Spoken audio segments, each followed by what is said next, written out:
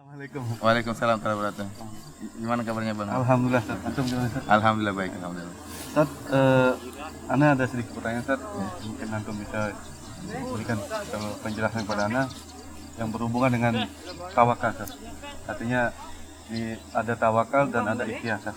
Bagaimana, apakah ini harus mana duluan, apakah berikhtiar duluan baru tawakal atau bagaimana, Ustaz? Pertanyaan yang baik Bang Dung.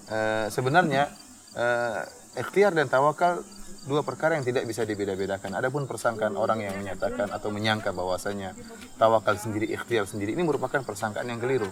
Karena sebenarnya ikhtiar atau dalam bahasa kita usaha, ya, kita bahasakan dengan ikhtiar, usaha itu merupakan bagian dari tawakal. Jadi tawakal itu terdiri atas dua rukun. Yang pertama adalah berdoa, menyerahkan urusan kepada Allah dengan berdoa kepada Allah. Yang kedua usaha. Tidak dikatakan tawakal kecuali menggabungkan dua perkara ini. Jadi jangan dibayangkan bahwasanya tawakal sendiri, ikhtiar sendiri. Ini cara menggambarkan yang keliru. Tawakal dan ikhtiar ikhtiar dan menyerahkan urusan kepada Allah, berdoa kepada Allah. Inilah dua rukun, inilah merupakan bagian daripada tawakal. Oleh karenanya kita lihat Nabi SAW tidak pernah memisahkan antara berusaha dan berdoa. Contohnya seperti hadis Nabi SAW, ihris ala ma yanfa'uk wasta'in billah. Kata Nabi SAW, semangatlah engkau dalam meraih apa yang bermanfaat bagi engkau, baik urusan dunia maupun urusan agama. Bersemangat, kata Nabi. Kemudian kata Nabi SAW, wasta'in billah, dan mintalah pertolongan dari Allah Subhanahu Wa Taala. Di sini Rasulullah SAW menggunakan kalimat waw. Waw dalam bahasa Arab artinya dan, artinya tergabungkan antara usaha dan berdoa, isti'anah kepada Allah dan usaha. Contohnya juga tatkala ada seorang sahabat menemui Nabi SAW.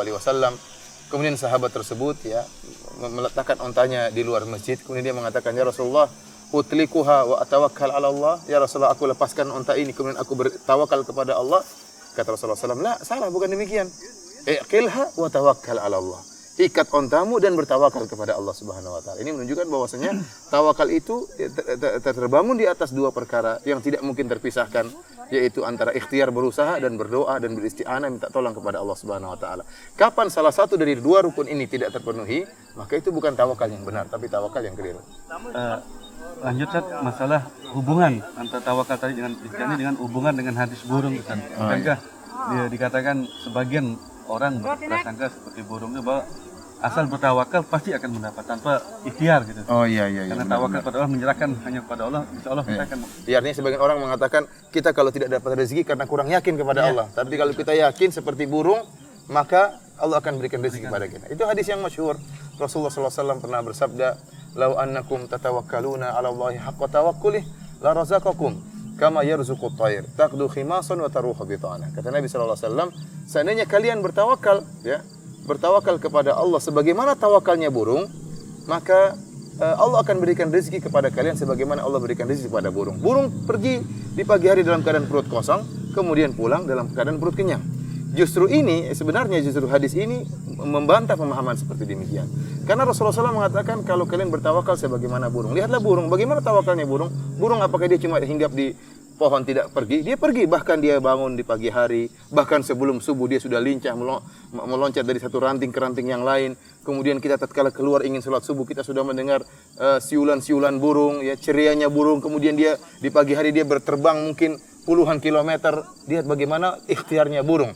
Ya, justru sebenarnya hadis ini bantahan kepada mereka. Karena burung luar biasa. Burung bukanlah manusia. Burung bukan makhluk yang berakal. Dia tidak berakal sebagaimana manusia. Tetapi secara fitrahnya Allah bukan buatkan fitrah kepada burung. Kalau ingin mendapatkan rezeki, maka harus berjalan dengan jauh, harus berusaha. Maka burung pun terbang dengan jarak yang puluhan kilometer dalam keadaan perut kosong. Dia merasa punya tanggung jawab terhadap anak-anaknya. Kemudian dia pergi begitu jauh. Tatkala dia pulang, dia sudah membawa rezeki buat dirinya, dia sudah kenyang dan dia juga bawa rezeki buat anak-anaknya. Ini tawakal yang benar seperti ini. Lantas bagaimana orang berdalil dengan hadis ini di sebuah hari kemudian tidak bangun, hanya kemudian di rumah saja tidur pagi dia harusnya malu sama burung. Burung yang tidak berakal saja secara fitrahnya tahu bahwasanya orang kalau sesuatu kalau ingin mendapat rezeki maka harus berusaha. Sehingga burung di pagi hari sudah begitu ceria, sementara orang ini dia malas-malasan, bagaimana dia mau diberi rezeki oleh Allah Subhanahu Wa Taala. Ustaz, Ya, sama Bang. Ya, terima kasih. Salam.